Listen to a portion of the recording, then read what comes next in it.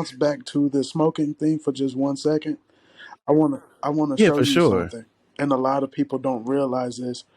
When we ingest those, we forget that that's medicine. We forget that that's a plant spirit that we're ingesting. We're ingesting a For whole sure. different spirit into our bodies, and we're treating it like it's trash, like it's just whatever. You know what I mean? And we don't respect it. So when we, that's, I honestly think that's what creates the paranoia. That's what creates the anxiety, because you're not using it to actually be, to use it for medicinal practices. You're just using it just to say that you used it, and you forget that that's an actual spirit that you're taking in. So you're attaching a spirit to yourself that you don't know, have a relationship with. You don't really know how to work with it. You just know that somebody before you started it told you it was the cool thing to do, and you watched them do it, and now it's taken over you, and now you want it because you like what it does to you, but you don't realize that it's opening yourself up for portals for anything to touch you, for anything to come into the space to not be good if you're not in the correct space while you're ingesting it. You know what I mean? And but the twist to that is the fact that a lot of people do it when they're creating art. You know what I mean? So that's one of the major ways that you can honor that spirit, is using it correctly to put you in the center of Yeah. focus and understanding that your mind can be open to the beauty of your craft, the beauty of your art. And man, and being without it and not having the anxiety of that and still getting that shows you that you used it the correct way, to where it didn't have a Yeah, hold on man. you for you to automatically run back to it because you don't have that anymore.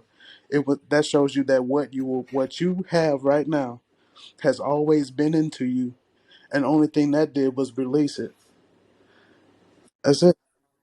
You absolutely right. You're absolutely right. And it's funny you say that because man, I've gone through phases with it. I mean, I've been smoking weed since I was 20 years old. And, at first it started as fun, it was something fun to do.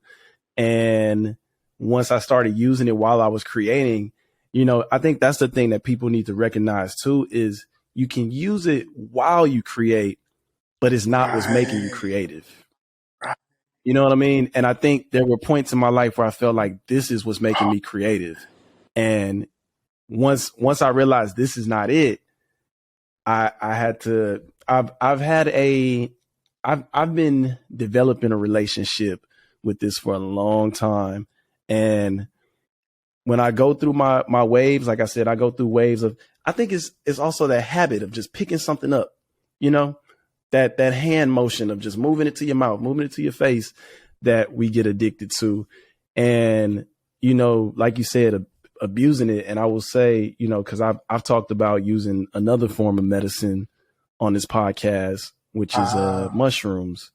And I think I was taught properly with them. That's why I don't use them unless I'm right. called to do them. And I'll tell you, when I've taken breaks from marijuana, I do feel that spiritual aspect of it. I do feel like, if I go for a walk outside, I may smoke a joint before and go for a walk, and it's an enlightening walk, and I don't know, I'm just getting to that place where it's just, I have everything I need inside of me, that I don't have to go search for nothing. Like, the last time I did take a spiritual trip, I told myself, I'm not looking for anything. And that was the most beautiful feeling to have, is to know that I have every single thing that I need inside of me. And man, yeah, I appreciate you sharing that. And no judgment to anybody that does Yeah, use it in whatever way. We all for have our sure. own journeys with it and figuring it out. But I'm so appreciative of where I For got sure. with it. And I love that you just said that.